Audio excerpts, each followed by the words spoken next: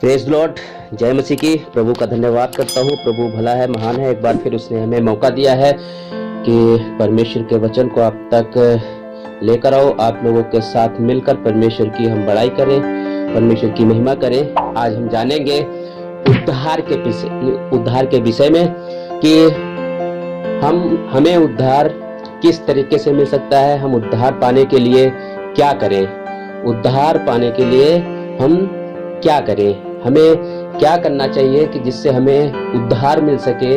वो उद्धार पाने के लिए हम दुनिया में देखते हैं कि बहुत सारे लोग उद्धार पाने के लिए बहुत मेहनत करते हैं, बहुत परिश्रम करते हैं, बहुत लंबी लंबी दूरियां तय करते हैं, कोसों मीलों दूरों पैदल चलते हैं, बहुत ज्यादा अपने जीवन में उद्धार पाने के लिए भले काम करते हैं, बहुत चीजें करते हैं। फिर भी उनके पास ये विश्वास नहीं होता कि क्या हमें उद्धार मिल ही जाएगा, या उन्हें यह मालूम नहीं होता है क्या इतने कामों करने के बाद भी हमारा प्रायश्चित हो जाएगा, हमारा उद्धार मिल जाएगा, हमें उद्धार मिल जाएगा।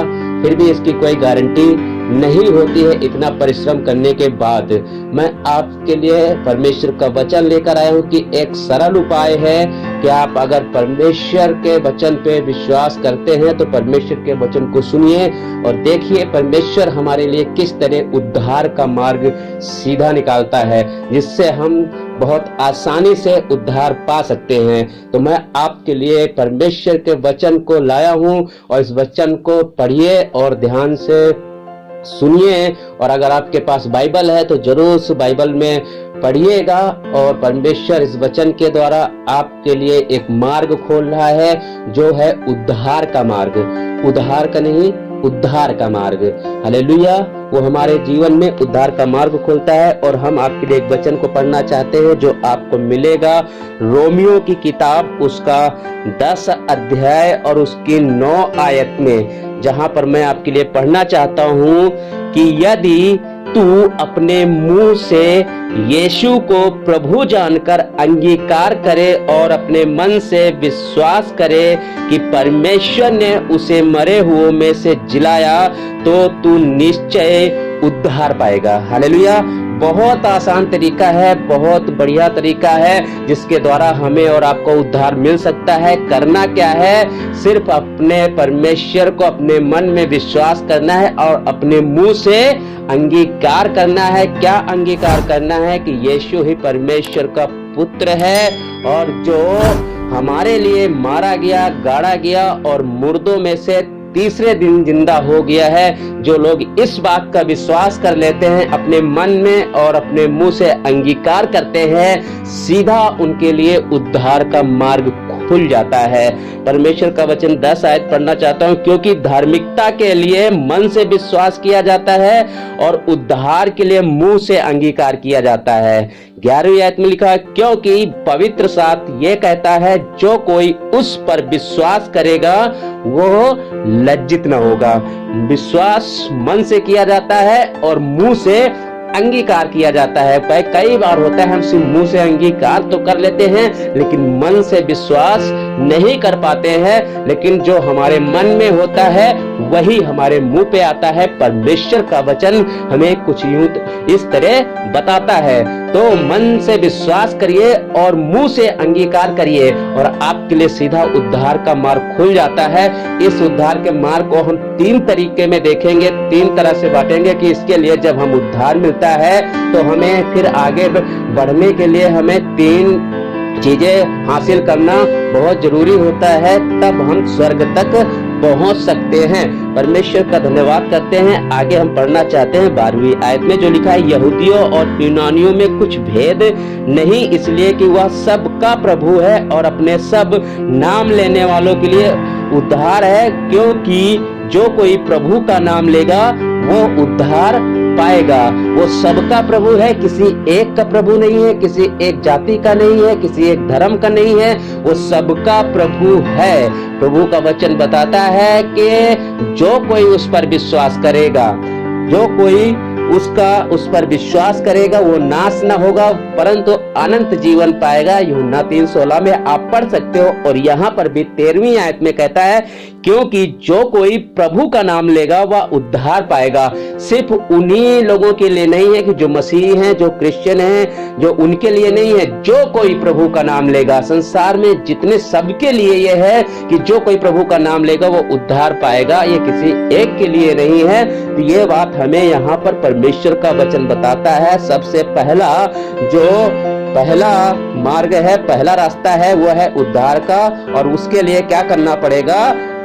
यीशु मसीह को स्वीकार करना पड़ेगा। अगर उद्धार चाहते हैं तो यीशु मसीह को स्वीकार करना पड़ेगा। क्या स्वीकार करना पड़ेगा?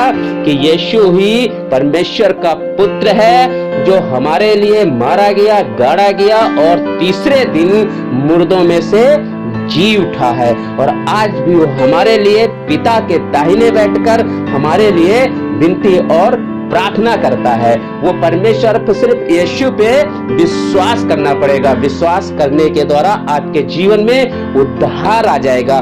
दूसरा रास्ता है पवित्र आत्मा में चलना। जब हम यीशु मसीह में विश्वास करते हैं तो उद्धार का मार्ग खुल जाता है। दूसरा चीज आ जाता है कि हमें पवित्र आत्मा में चलना बहुत जरूरी होता है कि हम पवित्र आत्मा में चले। पवित्र आत्मा हमारे जीवन में होना बहुत जरूरी है। अगर पवित्र आत्मा नहीं होगा तो फिर हम गुनाह से भरे होंगे, क्योंकि पवित्र आत्मा जहां पर आएगा, जहां पवित्र होगा, जो जगह पवित्र होगी, जो लोग पवित्र होंगे, वहां पे वो उपस्थित होता है। तो पवित्र आत्मा में चलना, पवित्र आत्मा को पाने के लिए हम दूसरी जगह, एक जगह आपको लेकर चलना चाहते हैं, जो इफिसियों की किताब 4 और उसका 30 फिर 29 फिर 31 पढ़ेंगे। और आपके लिए पढ़ना चाहता हूं इफिसियों 4 और उसकी पहले 30 आयत पढ़ना चाहता हूं। परमेश्वर के पवित्र आत्मा को शोकित मत करो जिससे तुम पर छुटकारे के दिन के लिए छाप दी गई है। हालेलुया। पवित्र आत्मा को शोकित मत करो। जब उद्धार मिल जाता है हमारे जीवन में तो पवित्र आत्मा हमारे जीवन में निवास करने लगता है। अगर वो पवित्र आत्मा को हम शोकित करने लगते हैं तो प्रभु को ये अच्छा नहीं लगता है। इसलिए पवित्र आत्मा को शोकित मत करो। जानते हैं किन बातों से पवित्र आत्मा हमारे जीवन में शोकित होती है। पहले हम यहाँ से अब इसकी 27 से पढ़ लेते हैं। लिखा हुआ है, और ना शैतान को अवसर दो, चोरी करने वाला फिर चोरी ना करे। यानी कि आप चोरी करते हो, उद्धार पाते यीशु मसीह के पास आते हो और यीशु नहीं चाहता है कि आप पहले जो चोरी आप कर रहे थे वो चोरी करो। शैतान, इसके लिए शैतान को हम अवसर देते हैं। अगर हम चोरी करते हैं, झूठ बोलते हैं तो हम शैतान को अवसर देते हैं। लिखा हुआ है कि चोरी करने वाला फिर चोरी ना करे, वरन भले काम करने में अपने हाथों से परिश्रम करे, इसलिए कि जिसे प्रयोजन हो उसे देने को उसके पास कुछ हो। हालेलुया। वो अपने हाथों से परिश्रम करें, अपने चोरी के द्वारा नहीं बल्कि जो परिश्रम के द्वारा अगर हम किसी की हेल्प कर सकते हैं, सहायता कर सकते हैं तो हमारे लिए बेहतर है, ना कि हम चोरी करें, ना तो हम झूठ बोले। आगे हम पढ़ते हैं इसकी 29 आयत में, कोई गंदी बात तुम्हारे मुंह से ना निकले। हालेलुया। जब आप पवित्र आत्मा का अभिषेक आपके अंदर होगा तो आप में पवित्र आत्मा की बातें होनी चाहिए। लिखा हुआ है, कोई गंदी बात तुम्हारे मुंह से ना निकले, पर आवश्यकता के अनुसार वही निकले जो उन्नति के लिए उत्तम हो, ताकि उससे सुनने वालों पर अनुग्रह हो। हालेलुया। उससे सुनने वालों का जीवन बदल जाए, वो बातें आपके अंदर निकलनी चाहिए। आपके अंदर से ऐसी बातें निकलनी चाहिए। परमेश्वर का वचन बताता है कि कोई गंदी बात तुम्हारे मुंह से ना निकले। गंदी बातें बहुत सारी चीजें हो सकती हैं। शायद आप गंदा बोलते हैं, गंदा विचार रखते हैं, बहुत सारी गंदी बातें आपके जीवन में होती हैं जो आप अपने जीवन में सोच सकते हैं कि हम दिन भर में क्या क्या गंदा बोलते हैं। अगर आपके मन में परमेश्वर का विश्वास है तो आपके मन में परमेश्वर का वचन है तो आपके अंदर जो होगा वही बाहर निकलेगा। जाएगा जो आपके अंदर होगा।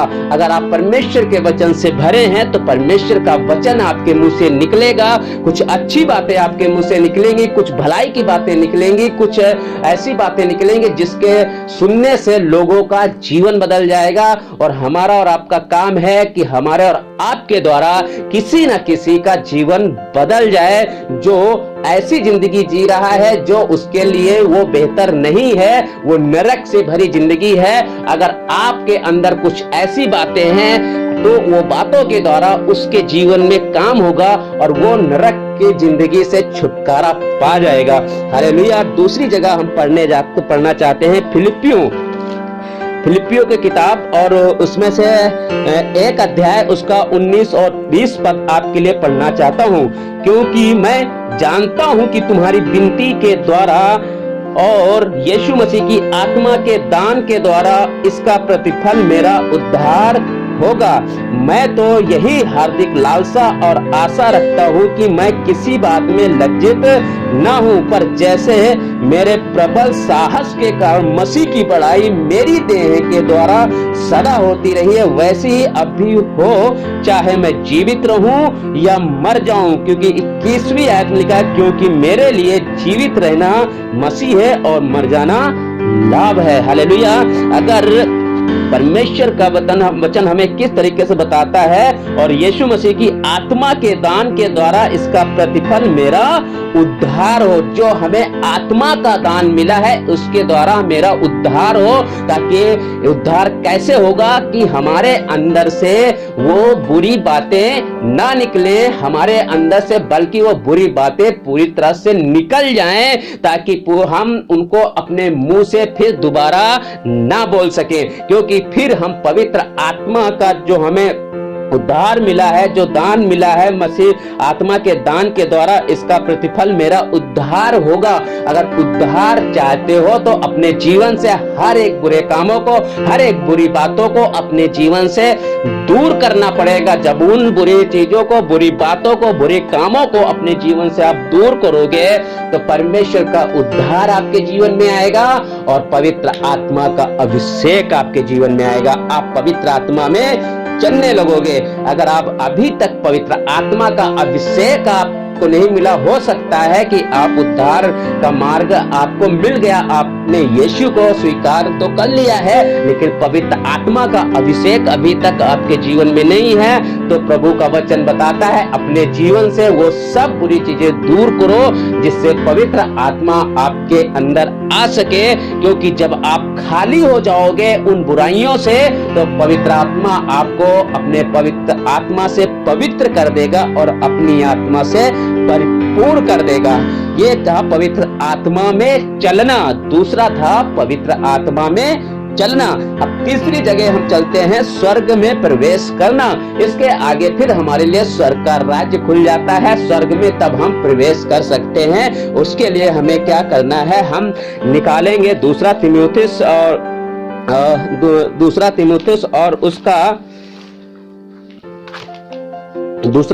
उसका 4:18। और यहाँ पर हम पढ़ते हैं क्या लिखा हुआ है कि परमेश्वर का वचन क्या कहता है, और प्रभु मुझे हर एक बुरे काम से छुड़ाएगा और अपने स्वर्गीय राज्य में सुरक्षित पहुंचाएगा। उसकी महिमा युगानुयुग होती रहे। क्या कहता है, और प्रभु मुझे हर एक बुरे काम से छुड़ाएगा और अपने स्वर्गीय राज्य में सुरक्षित करेगा। ये हमारे लिए तीसरा है रास्ता है, तीसरा मार्ग है। जब हम परमेश्वर में आते हैं तो परमेश्वर हमें उद्धार देता है, हमें पवित्र आत्मा मिलता है, फिर हमें स्वर्ग जाने का रास्ता मिल जाता है। तो स्वर्ग जाने के लिए क्या करना है, प्रभु का वचन कहता है प्रभु मुझे हर एक बुरे काम से छुड़ाएगा। प्रभु आपको हर एक बुरे काम से छुड़ाना चाहता है जो आपकी जिंदगी में, आपकी लाइफ में बहुत ताकत से ज्यादा आपकी जिंदगी में है। प्रभु चाहता है आप उन बुरे कामों से तौबा करें और प्रभु के राज्य को स्वीकार करें, प्रभु यीशु मसीह को स्वीकार करें, अपने मुंह से अंगीकार करें, मन से विश्वास करें, तो परमेश्वर आपको इन सब बुरे कामों से छुड़ाने की ताकत देगा। आपके जीवन से बुरे काम छूट जाएंगे जब आप एक निर्णय लोगो कि मुझे उद्धार जाइए। उद्धार पाने के लिए सीधा मार्ग यही है। और कहता है प्रभु मुझे हर एक बुरे काम से छुड़ाएगा और अपने स्वर्गीय राज्य में सुरक्षित रखेगा, नाश नहीं होने देगा, कह रहा सुरक्षित रखेगा। अगर हम अपने बुरे काम छोड़ देते हैं तो प्रभु अपने स्वर्गीय राज्य में हमें सुरक्षित रखेगा। दूसरी जगह फिर हम फिलिपियों में चलते हैं और फिलिपियों की किताब में हम देखते हैं कि किस तरह के परमेश्वर हमारे लिए काम करता है। फिलिपियों की किताब और वहां पर हम देखते हैं 2:12 और 13 और 14 में हम देखते हैं और क्या लिखा हुआ है यहाँ पर। परमेश्वर का वचन क्या बताता है, संसार में ज्योति के सदृश बनो और उसके नीचे चमको। उसके बाद लिखा है 12वीं आयत पढ़ना चाहता हूँ आपके लिए।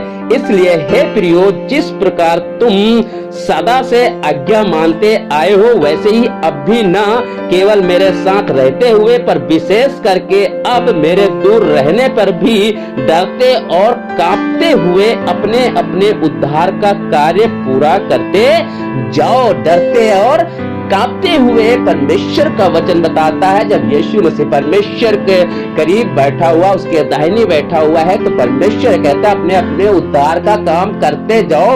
उद्धार का काम कब होगा? जब आप अपने जीवन से सारी बुराइयों को त्याग देंगे, सारी बुराइयों को निकाल देंगे और पवित्र आत्मा में चलना शुरू कर देंगे, तो आपके लिए स्वर्ग का रास्ता खुल जाएगा, स्वर्ग का मार्ग खुल जाएगा।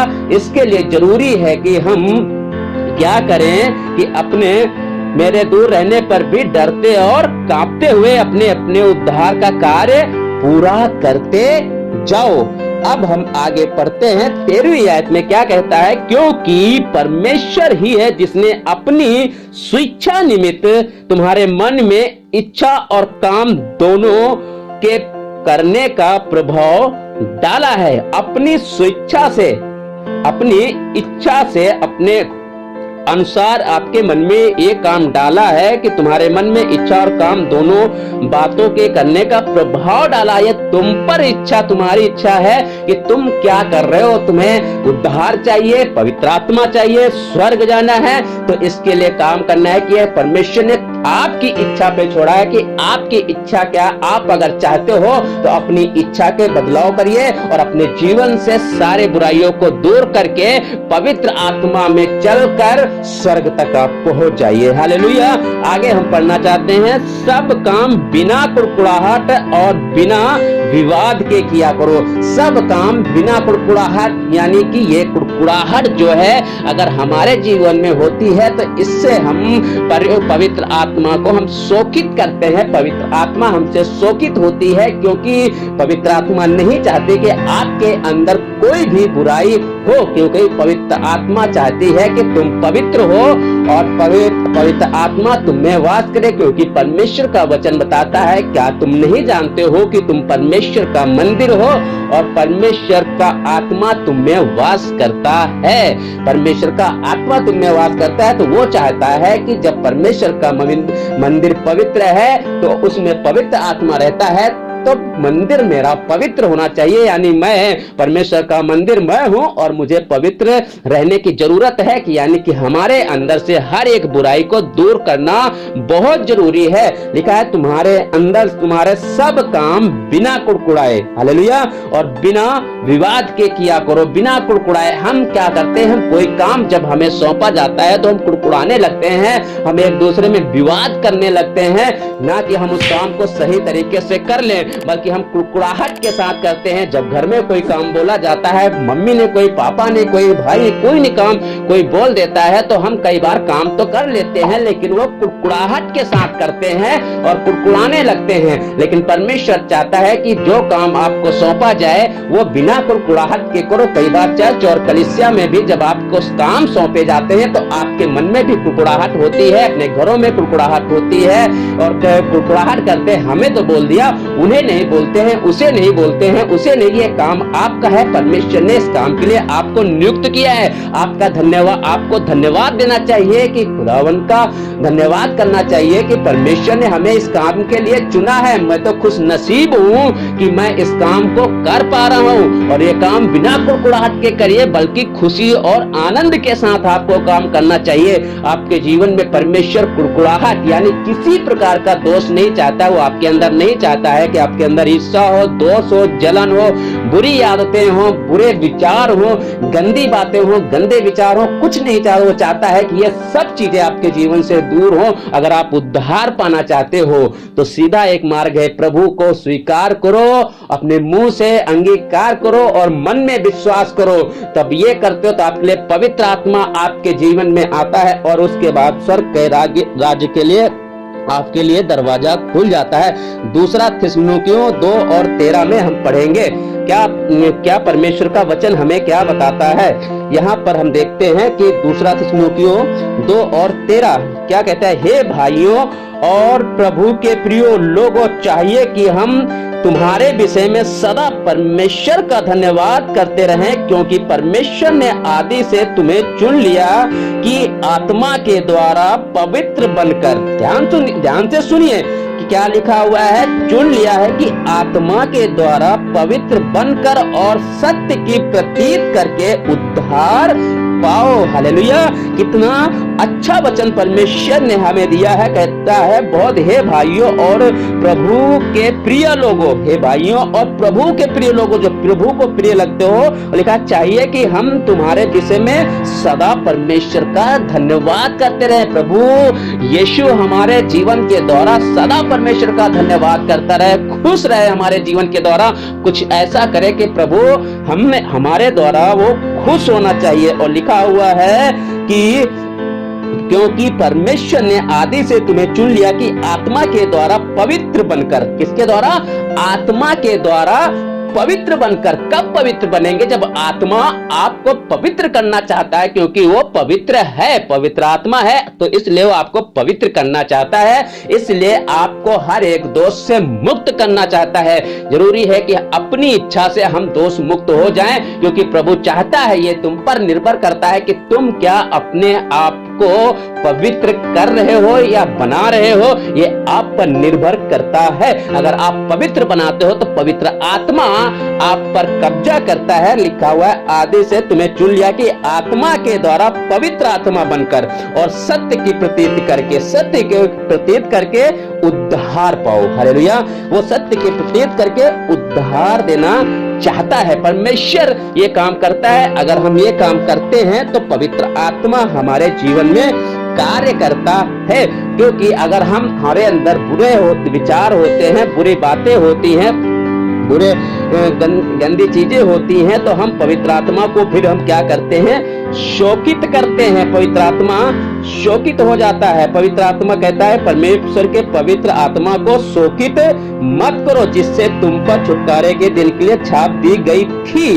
अपने। और अगर हम इसी रोमियो में अगर हम आते हैं, इफिसियों में हम पढ़ते हैं, यहाँ पर 4:30 में फिर से हम पढ़ रहे हैं आपके लिए, परमेश्वर के पवित्र आत्मा को शोकित मत करो, जिससे तुम पर छुटकारे के दिन के लिए छाप दी गई सब प्रकार की करवाहट और प्रकोप और क्रोध और कला और निंदा सब बैरभाव समेत तुमसे दूर किए जाएं।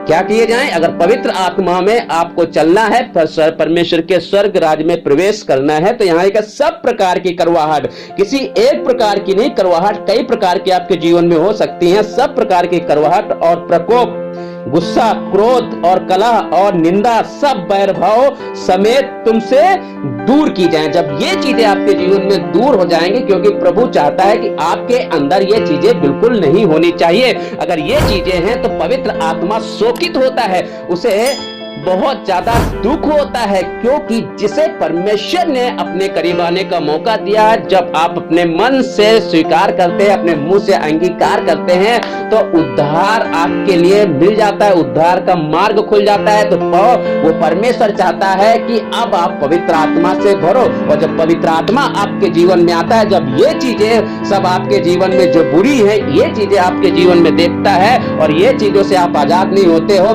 तो पवित्र आत्मा शोकित होता है। आप याद करिए कि हमारे अंदर कौन सी ऐसी बुराई है जिससे पवित्र आत्मा शोकित हो रही है और सही से वो पवित्र आत्मा हमारे जीवन में काम नहीं कर पा रही है। हमें क्या ऐसी क्या बात जो हमें अभी तक उस बात से हम आजाद नहीं हो पाए हैं, तो प्रभु से दुआ करें, प्रभु आपको उस चीज से आजाद करेगा, उस गुनाह से आजाद करेगा, और परमेश्वर का आत्मा तब आपके अंदर राज करेगा, तब आप पवित्र आत्मा में चलकर सीधा स्वर्ग में प्रवेश कर सकते हो। क्योंकि परमेश्वर का वचन बताता है मार्ग, सत्य, जीवन यीशु मसीह है, और बिना यीशु मसीह के द्वारा कोई पिता के पास यानी स्वर्ग तक नहीं पहुंच सकता है। अगर आप यीशु पे विश्वास करोगे तो आपको उद्धार मिल जाएगा। सीधा सा विश्वास, उद्धार पाने के लिए बहुत सारे परिश्रम नहीं करने हैं, बहुत सारी लंबी यात्राएं नहीं करनी है, बहुत सारे सफर तय नहीं करने, बहुत ऐसे काम भी नहीं करने हैं। सिर्फ एक काम करना है कि अपने मन से विश्वास करो और मुंह से अंगीकार करो,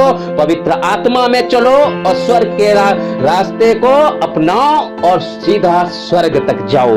यीशु मसीह आपके लिए सीधा मार्ग खोलता है। इसलिए मैं दुआ करना चाहता हूं कि प्रभु आपके जीवन में काम करे। हम अगर देखते हैं कि एक इंसान था जक्कई, किस तरीके से उसने कहा आज मैं अपने जीवन से उन चीजों को निकाल देता हूं जिसका किसी के लिया, उसको फेर भी देता हूं। लूका 19 में पढ़ सकते हैं। और किस तरीके से जब उसने ये काम किया तो प्रभु यीशु मसीह उसके पास आया और कहा कि आज इस घर में नजात आई है, क्योंकि ये भी एक अब्राहम की संतान है। प्रभु आप चाहता है, छुटकारा देना चाहता है। जब आप जैसे जक्कई ने अपने जीवन से सारी बुराइयों को दूर किया, वैसे चाहता है परमेश्वर आप भी अपने जीवन से सारी बुराइयों को दूर करें और परमेश्वर आपके जीवन में काम करे। क्योंकि उद्धार का मार्ग सिर्फ एक है, मन से विश्वास करो, मुंह से अंगीकार करो, आपके लिए उद्धार का मार्ग खुल जाता है, पवित्र आत्मा आप पर आता है और स्वर्ग जाने का रास्ता खुल जाता है। खुदावन आपको बड़ी बरकत और बड़ी आशीष दे। छोटी सी दुआ करते हैं, धन्यवाद करते हैं परमेश्वर कि तू हमारे लिए उद्धार है, परमेश्वर को तू उद्धार का मार्ग है परमेश्वर। और प्रभु चाहता हूं तेरा उद्धार हमारी जिंदगी में आए, क्योंकि हम स्वीकार करते हैं कि तू परमेश्वर का पुत्र है और तू मारा गया और गाड़ा गया और मुर्दों में से तीसरे दिन जिंदा हो गया है, और पिता के दाहिने बैठकर तू आज भी हमारे लिए विनती और प्रार्थना करता है और हमें स्वर्ग जाने का मार्ग देता है। धन्यवाद करता हूं परमेश्वर कि मैं विश्वास करता हूं और अंगीकार करता हूं कि तू ही परमेश्वर का पुत्र है और मुर्दों में से तू ही जिंदा हुआ है। धन्यवाद करता हूं, अपने जीवन को तेरे हाथों में सौंपता हूं। यीशु मसीह के नाम मांगता हूं, आमीन। प्रभु आपको आशीष दे। God bless you.